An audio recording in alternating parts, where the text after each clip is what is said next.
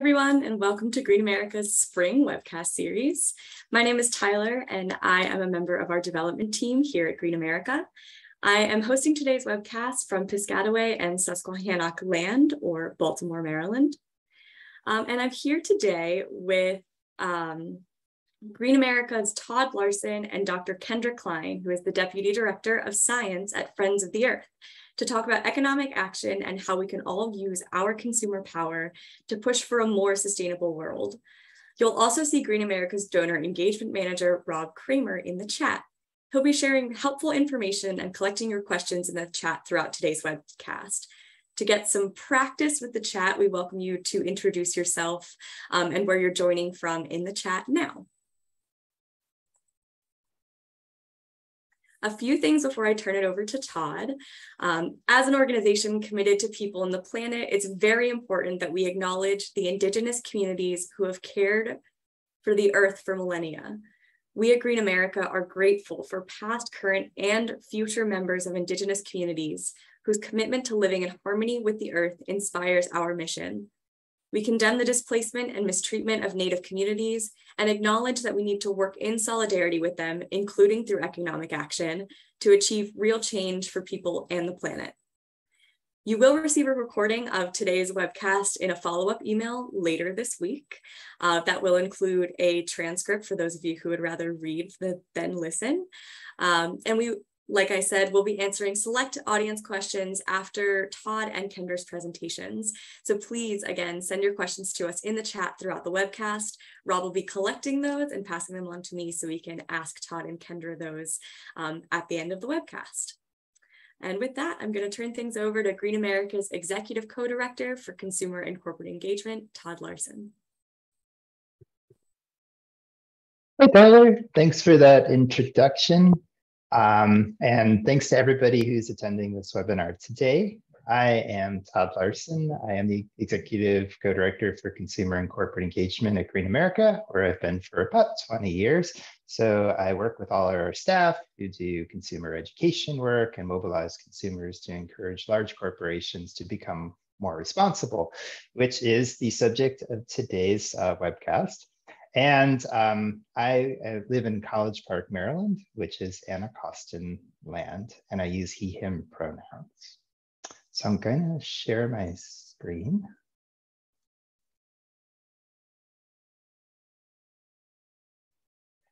Hopefully everyone can see that. So today, our topic is Where You Shop Matters, and we're joined by our great friends over at Friends of the Earth, Dr. Kendra Klein. Very excited to have her with us today. And we'll talk a little bit about how the way you spend your money and use your consumer voice can make a real difference in the world. So just as a refresher for everybody, Green America's mission is harnessing economic power to create a socially just and environmentally sustainable society. And a big part of that is our consumer base, the folks who belong to Green America, who are on our e-list that we reach through media. Those folks, include all of you, are very active with us and with our allies. And collectively, it makes a huge difference in the way companies create products, sell products, and conduct themselves in the world. So thank you all, everybody on this call who's ever taken action with us or any other group to try and encourage corporate conduct. It really makes a difference. And thank you for steering your purchases in a green direction, because we're going to talk about how that makes a really big difference. So first of all, I just want to focus on the fact that we all have economic power. And we all know about our wallet, of course, and the money we spend on an everyday basis. We also like to remind people your economic power goes beyond that. It includes your savings and your investments, your retirement plan at work, and also the way you can use your voice to communicate directly with companies and take action with others to encourage companies to move in a better direction. And we all have more power than we think. We're trained to not think of ourselves as empowered consumers, as passive consumers, but we really actually do have power if we activate it. And just to reflect on that, if you look at the earnings of an average college graduate, right now it's about $45,000 per year. And if that person works for about 40 years in today's dollars, that's going to be over $1.8 million that that person earns. So even after you take out taxes and other deductions, that's a lot of economic power that we as individuals can have. And if we direct that in a green direction, it can make a big difference in the world. And when thousands of us or millions of us do it, it really has an impact. So we have some recommendations for folks at Green America about how you can steer your money in that green direction. And the first step is always, you cannot spend that money. So not spending is one of the most powerful things you can do as a consumer. So if you need something, you could look to see if you could barter for it, if there's an exchange, free cycle that you could use to get that product for free. You can also grow your own or make your own. So of course, we encourage everybody to do things like our Climate Victory Gardens program, where you grow your own food right in your own backyard. We also encourage people when they want to buy something to put it off for at least a week. And if you still want it after a week, maybe then buy it. But a lot of times, sometimes you think you really want something, but a week later, you don't want it so much. And now you've saved yourself money and you've also saved resources and that environmental impact on the planet. And we also encourage people to support experiences over things as much as possible. So if you can, support local restaurants, for example, support local performance spaces. They really need your support, and you're keeping that money in the local economy, benefiting local people and helping your community thrive by doing that, as well as having an enjoyable experience for yourself and your family or friends. Step 2 that we encourage people to do is not to waste. So only buy what you really need and be careful what you throw away. Americans do throw away a lot of stuff. We are not good about things like recycling and composting as a nation. And just to focus on food, for example, which is particularly tragic, we do throw away 35 million tons of food every year, which is a huge part of our waste stream. And when we throw away food, it goes into a landfill and it turns into methane, so it helps to drive global warming. So it's terrible all around. But we also throw away a lot of plastic, we throw away a lot of paper, we throw away a lot of stuff that could actually be recycled or composted. And so we encourage people not to do that. Try not to create that waste stream at all, but any waste, try to recycle, reuse, or compost it instead. The next step we encourage people to do is to direct their purchases to the greenest choices that they can find.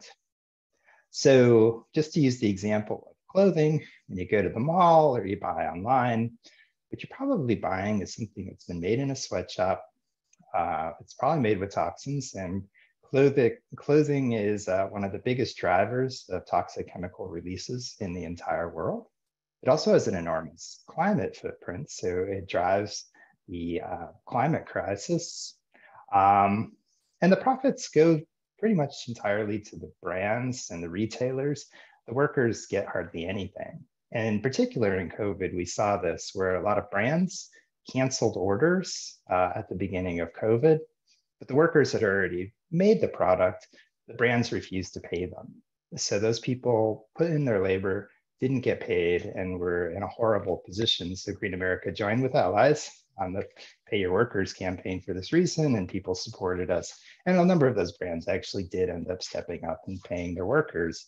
But generally speaking, the workers don't get treated very well. So we encourage people to instead choose green choices. So with clothing, that would mean buying used, of course, because you're not creating new climate emissions or other environmental impacts. But if you do need to buy new, we encourage people to buy green products. So you can look for labels and standards that actually certify that clothing is well made. Either that could be for environmental issues, such as Blue Sign or GOTS Organic Standard, for example, an overall certification for the company, such as Green America's own certified green business label, or you can look for certifications around labor, such as fair trade certifications, and that can really help to ensure the product was better made. The next step we encourage people to do is to bank and invest for a greener world. So what we find sometimes when we talk to folks is that they direct their spending in a green direction, but haven't thought about their investing and their banking. But where you invest and bank your money has a huge impact on the planet, because if you put your money into a mega bank or you put your money into a typical mutual fund, you're actually most likely supporting fossil fuels. And that's probably not what you had in mind. So that's why we really encourage people to think about moving their investments to socially responsible investment, which is also called ESG investing, which stands for environment, social, and governance investing. And that field has really grown tremendously. As you can see from this chart, it's gone from hardly anything to trillions of dollars under management. And just like 25, 30 years, it's been a huge area of growth. More and more investors are doing it. It's actually because it helps mitigate risk for those investors while also moving companies in a more responsible direction as well. And we do like to remind people that investing in a socially responsible manner can be good for you as well as for the planet. So we encourage everybody to start investing young for your retirement. And you can see from this data, if you start with just $2,500 per year, at the age of 25, you could have $500,000 when you retire. And if you do $5,000 at that age, you could reach $1 million by retirement age. So it makes a big difference for you and a big difference for the planet. And Green America has lots of resources on our website, as well as a publication to help anyone get started with socially responsible investing and banking. And we also encourage people to get those better banks. So we actually have a website called Get a Better Bank, and it has a map with the best banks and credit unions around the country, the ones that are certified, community development financial institutions, as well as credit cards that are from green banks and credit unions as well. And those institutions do have a real impact. They are creating local jobs, affordable housing, helping to support those small businesses around the country, helping to support fair trade around the world. They're all doing the right thing with the money you put into them, so you can feel good about where you're banking. And our final step that we encourage people to do is to actually use your consumer voice with companies. When companies hear from their consumers, they actually do pay attention, whether that's from individuals who are talking to them about responsibility issues, or when en masse you take part in action with us or any of our allies, and thousands or hundreds of thousands of people are reaching out to a company and sharing things on social media. It makes a big difference. And a big part of this is because for consumer-facing companies, it's their brand that's one of their most valuable assets. And they get very nervous if their brand is tied to something negative, like abuses in their supply chain, or the fact that they're not addressing climate change. They see that out there. They see it's gaining more and more clicks. It's getting shared all over the place. This makes them very nervous because if there's a small drop in their sales, it has a big impact on their profits as a company and their share price. So they start to react pretty quickly when they see that consumers are starting to feel negative about the company. There's also the fact that consumers are not as brand loyal as they used to be, and these companies know that. And that consumers increasingly expect companies to actually be truly green, not just greenwashing, to actually take truly green actions. So that's why when you join in those actions with us and use your voice, it makes a big difference with companies. Now I'll just talk about one of our campaigns where currently consumer voice is making a big difference. We're running a campaign called Cool It. The Cool It campaign focuses on getting major supermarket chains to reduce the impacts from their refrigerants. So the refrigerants that are mostly used in supermarkets are called hydrofluorocarbons, or HFCs. They have thousands the global warming potential of carbon dioxide, and they regularly leak from these refrigerant systems into the atmosphere. And so Green America has joined with our ally Environmental Investigation Agency to encourage all grocery chains to first stop those leaks, but then also move away from hydrofluorocarbons to natural coolant systems that have a much lower global warming potential. So one of the biggest companies we tried to push is, of course, Walmart, because Walmart is the largest grocery chain in the United States by far. We've reached out to Walmart to encourage them to move off of those HFCs. Originally, that didn't result in too much. So then we asked consumers from Green America and from our allies to all use their voice with Walmart. And collectively, over 100,000 people reached out to Walmart telling them they needed to change. We did get a response from Walmart at that point. They adopted a goal of phasing out HFCs by 2040, which is a good first step, but not strong enough. And they started moving a store to HFC refrigerants, and it looks like they might do more of those in the future.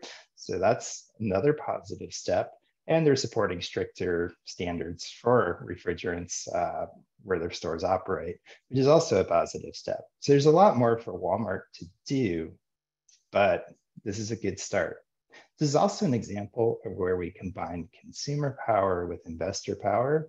So there was also a shareowner resolution that Green America helped with that was filed with Walmart that encouraged them to act on HFCs. So this raised the issue with their shareowners. So they're getting pressure from investors and consumers together. It was also obviously covered in the media. So collectively, that's helping to move Walmart along. We also have worked to put pressure on Kroger, and consumers have joined us as well. And here's another one where it's consumer and investor pressure together. So HFCs are a huge part of Kroger's direct emissions, the ones they can most control in their own stores. But Kroger has made very little commitments around HFCs, only saying they're going to move 7 stores out of 2,800 off of those highly polluting HFCs.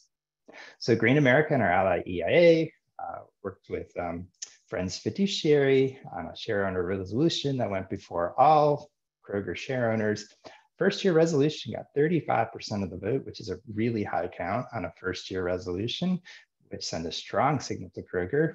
And then in 1 week's time, we got over 12,000 consumers to also send the message to Kroger saying you really need to act on refrigerants. As a result, we've had conversations with Kroger about this topic. And Kroger is saying that they're going to address refrigerants in upcoming reports and create a timeline. So we're going to look for that, but we're going to continue to put pressure on Kroger until they move on this issue fast enough. And in addition to Kroger's own stores, Kroger is now taking over Albertsons, so they'll become an even larger grocer. So this matters even more that Kroger moves fast on this issue. By the way, Kroger is also a target of Friends of the Earth, so you'll hear about that shortly around pesticides, and Green America has supported Friends of the Earth's campaign around Kroger and pesticides as well. And I just wanted to leave you with one final slide. Sometimes people ask us, does using my consumer voice actually matter? Does it really make any change in the world? And the answer is definitely yes, because when we've used that consumer leverage and pressure on a number of companies, they've acted and responded. It's because of consumer pressure in conjunction with investors and sometimes workers of the company itself that we've seen Amazon move to adopt clean energy and move faster on it in recent years. Same thing with AT&T and Verizon, making some of the largest corporate purchases of clean energy ever, going from using almost no clean energy to using tons and tons of clean energy at this point, although they still have a long way to go. So we continue to put pressure on them. Also, Starbucks Coffee, after a consumer campaign, agreed to address the impacts of their dairy supply chain and are creating a sustainable dairy program. And CVS, famous for its notoriously long receipts, actually agreed to work to move more of its customers to digital receipts, to remove the toxic coatings off of their paper receipts, shorten their paper receipts, and also reduce their paper usage at the pharmacy and in the printing of circulars as well. So they've cut dramatically back on their paper. And this all resulted from consumers calling on them to do so. So the consumer voice is definitely powerful. And I hope if you don't take anything else away from what I've said today, that is the key takeaway that you draw from this, that you actually do have power, and please use your voice.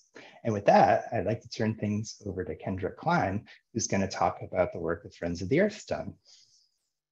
Great. Thanks so much, Todd. And many thanks to Green America for this opportunity. As Todd mentioned, we're partnering on one of our Kroger campaigns, another campaign that I'm going to talk to you about, as well as many other campaigns throughout the year. So so glad to be able to talk to you today. I'm queuing up my slides here. So let me know, is that appearing full screen for you? It is. Okay, perfect, great. So I do a lot of work on pesticides and working towards a pesticide-free future at the Food and Agriculture team of Friends of the Earth. I'm out on Ohlone land in San Francisco, California, but I hail from Wisconsin, and I saw in the chat quite a few Midwesterners out there, so hello to you.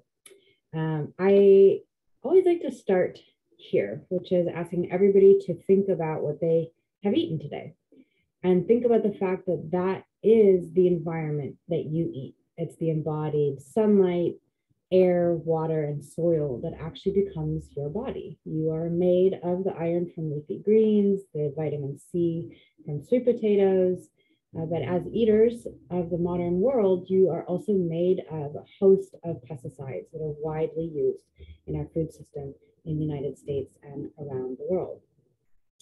If I tested any of your bodies, I would find pesticides. This is one snapshot, a study done by Environmental Working Group of umbilical cord blood that found 200 industrial pollutants on average, including 21 out of 28 pesticides tested for.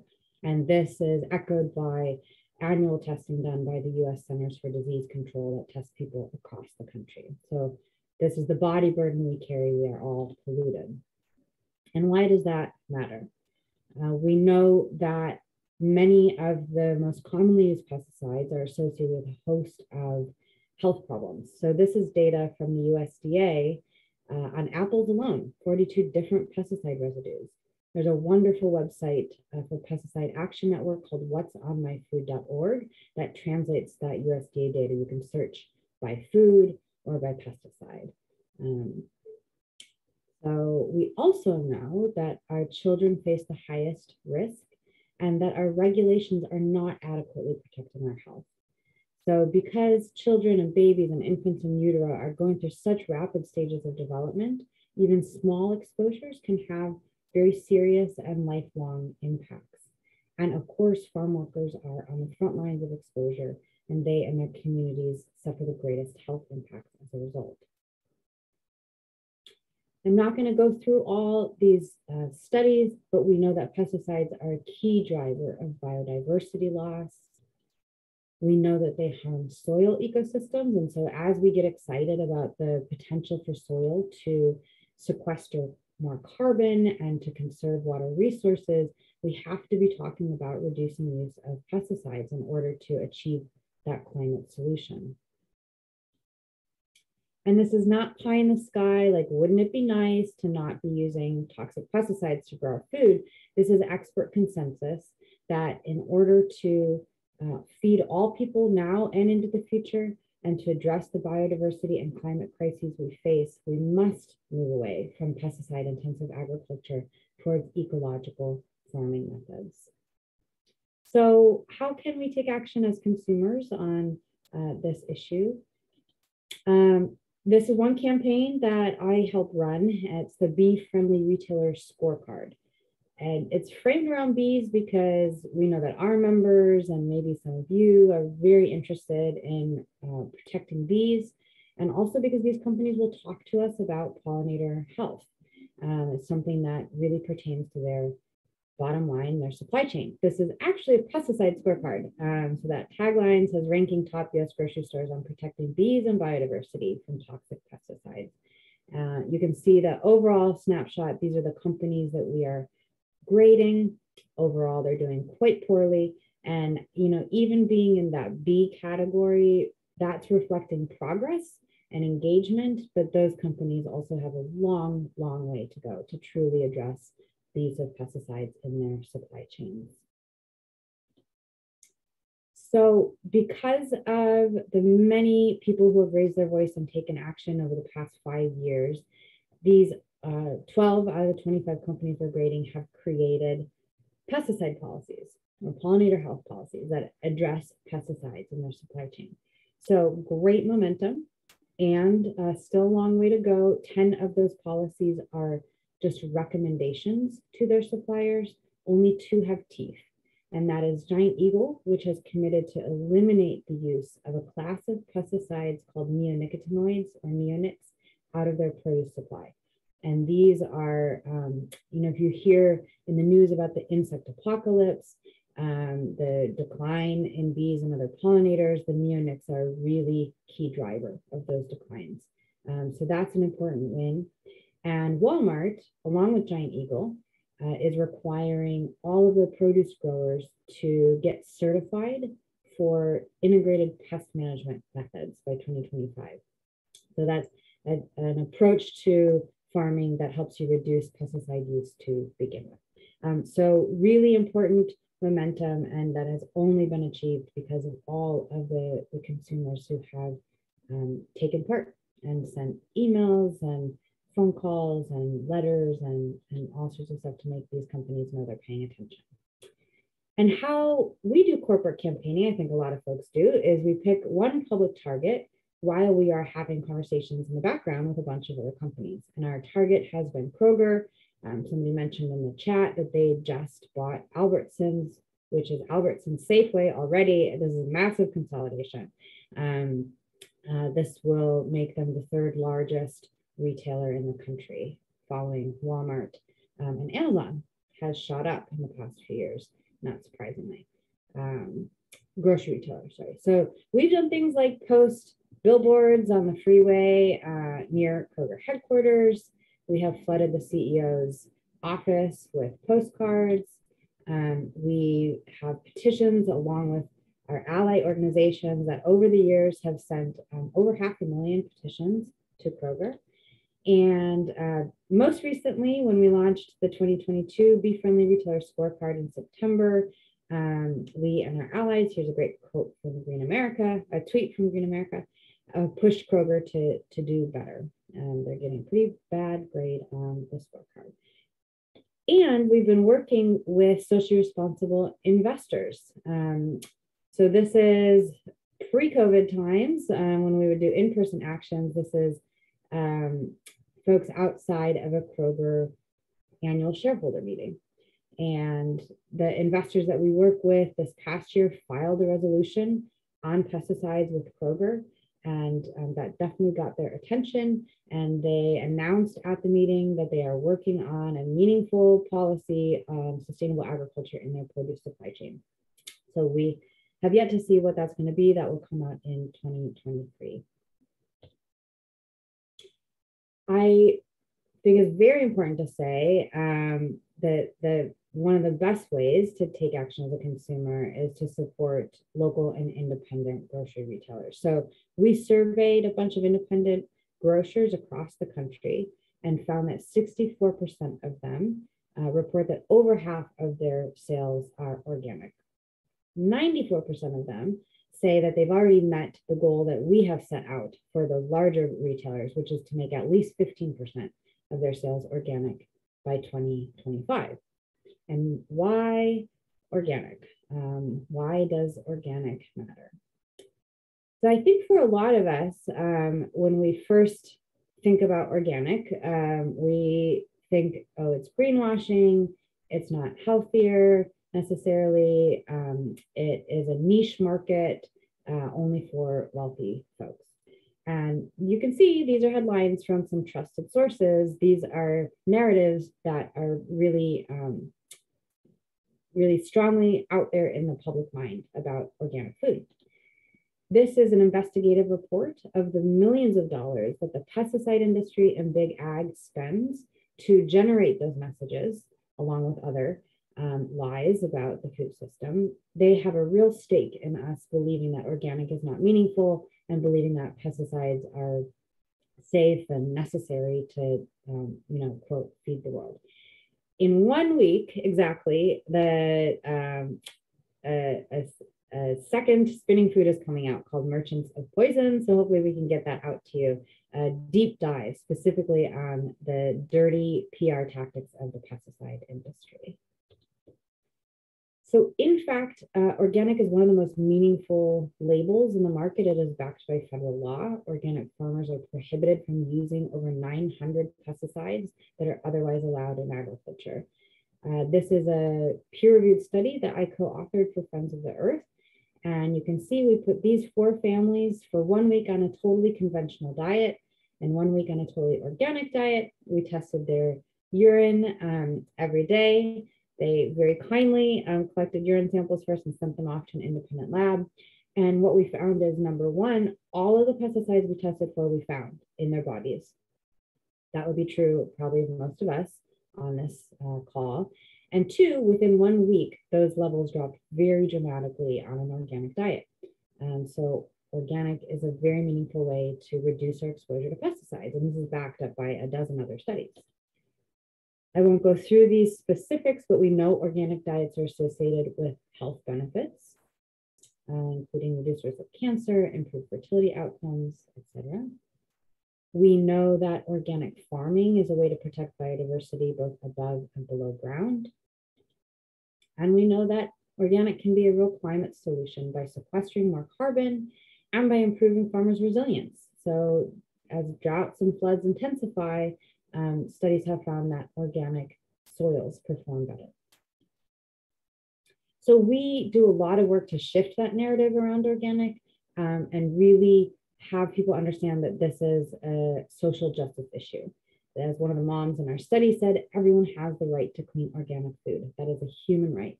And not only for eaters, but for farm workers and farmers, everybody along the supply chain. It helps to protect people from exposure to toxic pesticides. So taking action as a consumer towards a pesticide-free future, really, when you can shop organic, it is very meaningful. Not just for your body or your family's body, but for that entire supply chain, all of the people along it, and for the bees and the birds and other biodiversity, as well as protecting water resources from contamination. Shopping locally, this is my local independent grocery store, The Good Life, and also adding your people power and your voice to corporate campaigns really matters. Clicking and signing petitions matters, picking up the phone and calling customer service, all of those actions, as well as showing up at stores and letting them know that you are paying attention. So I want to briefly talk about shifting from food to gardens and yards for those of you who might have a yard or a garden where you are growing lovely things. We can also take action with the retailers that are selling us garden products. So this is from 2014 research that we did with a number of other organizations, Lowe's and Home Depot and Walmart.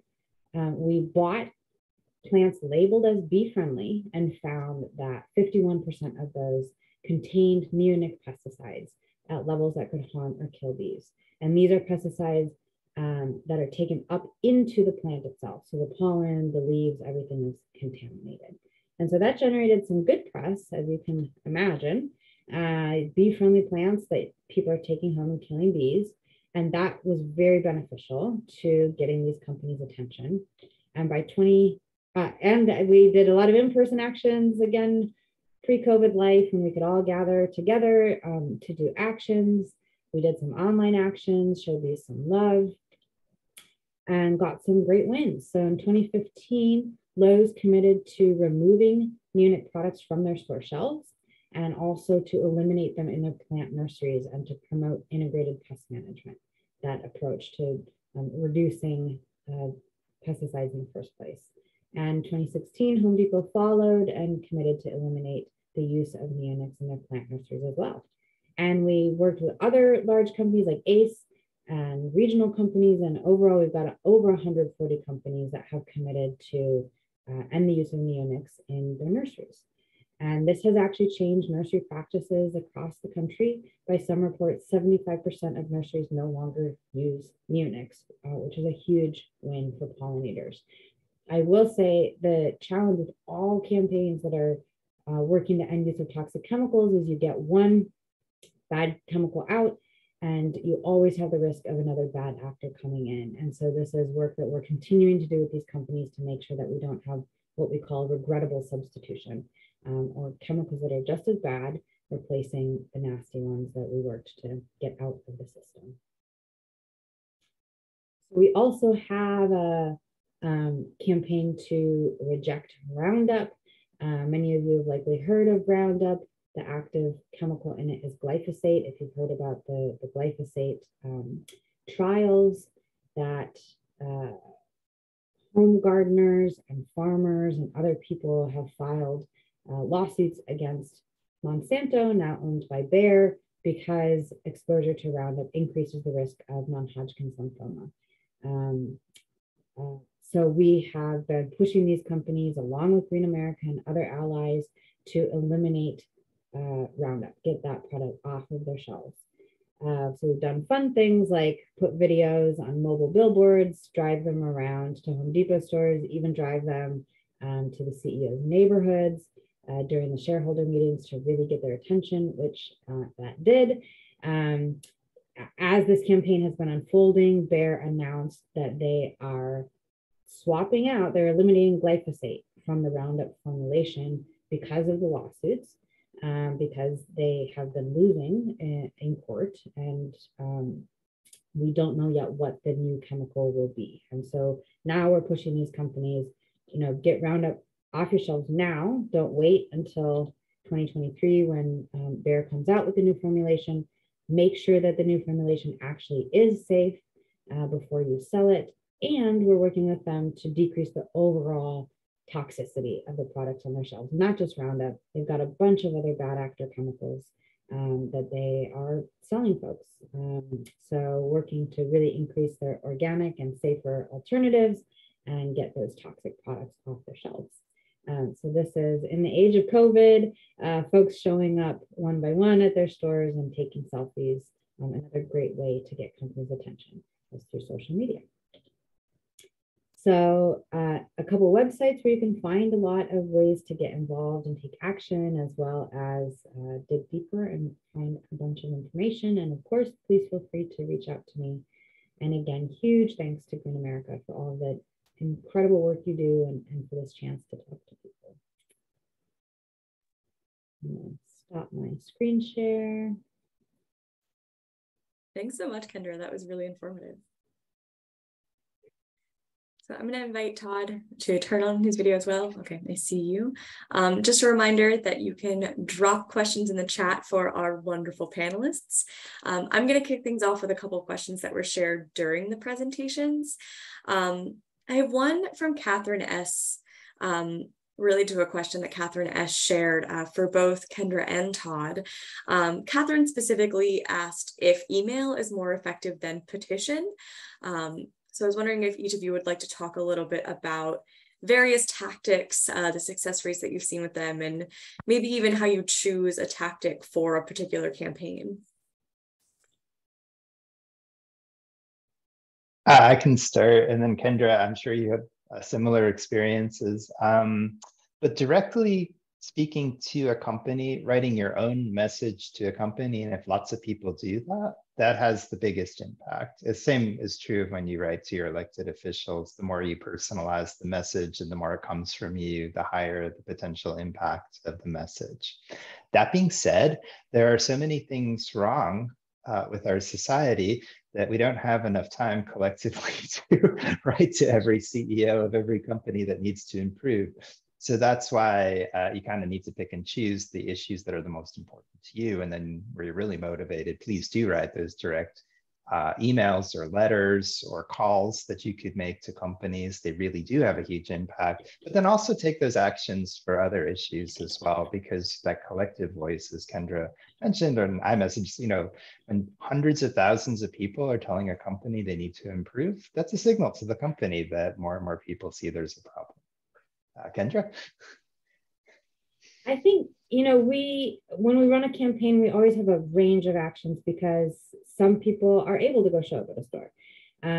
Some people are only able to, click and sign a petition before they race off to work in the morning. So I think all of those actions combined are what drive company change. They know that many people are paying attention. So I definitely think signing petitions helps because it says, look, we've got this many thousands of people paying attention who are now associating your company name with X bad practice, and that convinces them to take some action. We recently, had people send emails to the customer service email at Lowe's. And when we got on the phone with them the next week, they were like, we got 300 emails and it caught our attention. So that sounds kind of like a low number. Like that's only 300 people, but together, all emailing to customer service, the company, is very aware that is happening. And then, like Todd said, to send your own customized email, to pick up the phone and call customer service. I think those things, of course, always carry the most weight. But it's that whole sort of universe of action that really convinces them to move. We have a question from Tanis S about kind of the other side of this process. Tanis asks, are you following up with these companies? How are we making sure that, once they have this initial conversation and they commit to something, that they actually follow through? And I think, again, both Kendra and Todd, you can feel free to touch on this. Kendra, you want to start? I'll jump in first. So with the Neonics and Lowe's and Home Depot, for example, we are in ongoing conversation with them. We have had to follow up with consumer actions about specific regrettable substitutes. And we know that they're in active conversation with their nurseries because we're in active conversation with them. But that is like such a fundamental problem of chemical campaigns is the regrettable substitution. So with this Reject Roundup campaign, they absolutely might swap out glyphosate for something just as bad. And then we sort of keep shouting. So in an ideal world, the Environmental Protection Agency would be doing its job. And we wouldn't have to have corporate campaigns like this that take on chemical by chemical. It's sort of like whack-a-mole. We would be able to, have a coherent federal policy that protects our health and the environment in the first place. And honestly, in absence of that, this is where we're at. It is a little bit like chemical whack-a-mole, and we have some great wins, and then we also suffer losses. And I think that's the unfortunate nature of the current state of U.S. chemical policy. Yeah, I would agree with Kendra. We do keep in touch, and I know Friends of the Earth does as well with companies where we've campaigned against them and they've agreed to make changes. We don't stop communication. The communication goes on for years to make sure they're actually following through on their commitments. We also encourage them to report out to credible third parties of their progress in standardized formats. So if you look at like energy and climate, we tell them to report out to the Carbon Disclosure Project because it is a standardized format. They have to put things in a way that is truthful, and we can actually see their carbon emissions and whether those are actually declining. For example, with chemicals, we sometimes rely on the Chemical Footprint Project. They have a pretty good format for that, and if the company makes their disclosures public, that's helpful in tracking as well. But it is an imperfect art that we're engaged in here. And we also, actually the CSR reports of companies, we obviously look at those in their SEC disclosures as well. And lying in your SEC disclosures could actually get you into a lot of trouble as a corporation. So those are fairly reliable too. But that all being said, a lot of what companies put out there is PR spin to the public. And that's why we all have to look under the hood at these more credible places and keep in constant contact, and then pick up the phone and be like, you say you're doing X and this is your target by 2030, but I'm looking at your reports and you're way off target to make that goal by 2030. What are you doing and what are you going to do to fix that? So we do that all the time. Yeah, I think the accountability question here is a big one, and we're getting some other resonance in the chat about the importance of that and also the difficulty of that. So thank you both for answering that question from Tanis. Todd, we have a couple questions for you specifically, more about the Cool It campaign and HFCs. There's some calls in the chat for greater explanations about HFCs. For example, Alice in the chat was really celebrating the idea of natural refrigerants, and so many alternatives to HFCs may have PFAs in them, which we know as forever chemicals. And then we also had a request from Amy to talk about what the available alternatives to HFCs are. Yeah, there are a number of alternatives to HFCs, one of which, and probably the most prominently used, is actually CO2. So it's carbon dioxide actually is the driver of the system. It's safe to use. And if it leaks, you're leaking carbon dioxide, which has a global warming potential of 1, because it is the standard, not HFCs. HFCs have a global warming potential of sometimes 3,000, 9,000 times carbon dioxide. So when they leak into the atmosphere, the global warming is enormous, obviously. So that's one of the systems. There's also ammonia. There are ammonia-based systems as well, which is also a natural-based system, but most retailers are moving to carbon dioxide-powered systems, and they are working really well. And if they're designed properly, they actually also can use less energy than HFC-powered systems. So overall, it's a global warming solution. So, thanks, Todd. And then Kendra, we have some specific questions for you. There was some debate in the chat around nutrient density and exactly the value of organic. And I know that the Organic for All movement really touches on the value of organic. So I wondered if you could reiterate for us the value of buying organic and really what you're getting when you buy a product that is labeled organic, or you go to the produce section and the item code is preceded with a 9, which is a pro tip for anyone who goes to a store with bad labeling. That 9 means it's organic.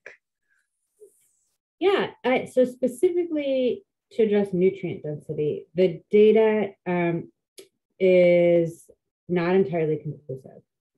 Is organic always more nutrient dense than conventional? The latest meta-analyses show that there are higher levels of nutrients in organic as a whole, if that's your measure, right? Nutrients. And you can find a nice summary of that data I'll put this in the chat. It's the CCOF benefits report. This is the California Certified Organic Farmers compilation of all of the data out there on organic. But I think, as you're standing there, and if you've got the ability to shop organic and you've got these 2 apples in your hands, conventional and organic, I like to talk about how not every apple is created equal. That, look down that supply chain. And the organic apple was grown on a farm that was prohibited from using over 900 pesticides. And that includes all the most toxic classes, organophosphates, neonics, Roundup, on and on, like any pesticide you've heard of that has a problem, those were prohibited. That farmer also is required to practice ecological farming methods, like using compost, rotating crops, so not just the no, what can't you do, but the yes, what can you do? If it's a meat product or cheese, it means the farmer wasn't using routine antibiotics or growth hormones, and that there are some animal welfare provisions that we're fighting really hard to also improve as part of that organic standard. And as I mentioned, it also means that farm workers weren't exposed to toxic chemicals, or those communities. If you have an entirely organic region, which actually Western Wisconsin is one of the organic hotspots in the country, that means that schools near farm fields are not experiencing pesticide drift and things like that. It means cleaner water, it means healthier soil, all of these things that are embodied in that organic food. So I think that is the short and long answer to when you're buying organic, what does that really mean for human health and for the environment? Thanks, Kendra. I really appreciate that really holistic view of, a word and a label that has become maybe a little bit one-dimensional because you see it all the time. I think we have one last question that we really want to cover. Kristen A just dropped one in the chat about toolkits to help local environmental groups. And I wonder, Kendra and Todd, if you don't mind closing for us with some tips about how to get involved in local work or resources that you may have on your own websites to help people, get involved and leverage that economic action that we're talking about. Sure. Yeah. I mean, as Kendra mentioned throughout her presentation, when folks take action locally with groups like ours, it has a huge impact, makes a huge difference.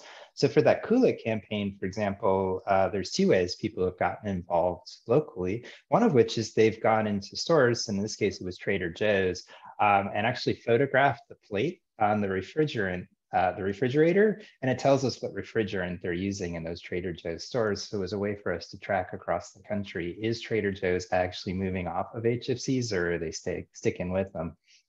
And another thing is our ally EIA works with 350.org local chapters, and they actually have meters where they can measure the leak from a store.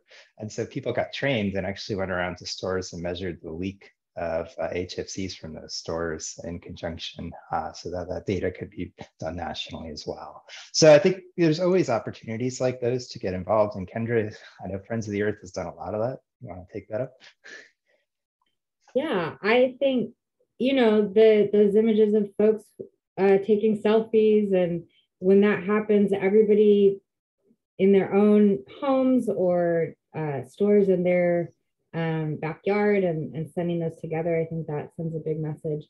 We do also have toolkits. If you go to beaction.org, we have guidance for gardeners. We have a toolkit for students on campuses around protecting pollinators and whatnot. We've got, do we have one that's focused on municipal legislation? I'm not sure. I actually would have to go check. I know that we had one in the past and it might be being updated. So beaction.org would be the best place to go to for any of those toolkits on local actions.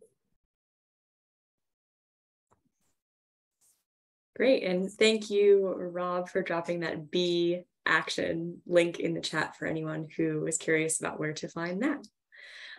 So again, thank you, Kendra and Todd, for sharing your wisdom with us. I think that was a really wonderful presentation, and honestly, just a really great reminder of how much power we each have as individuals, especially because the climate crisis can feel like a very large issue that none of us can impact individually. But I really just appreciate both of you for giving us some inspiration about how collective action can lead up to really big change and help support a more sustainable planet.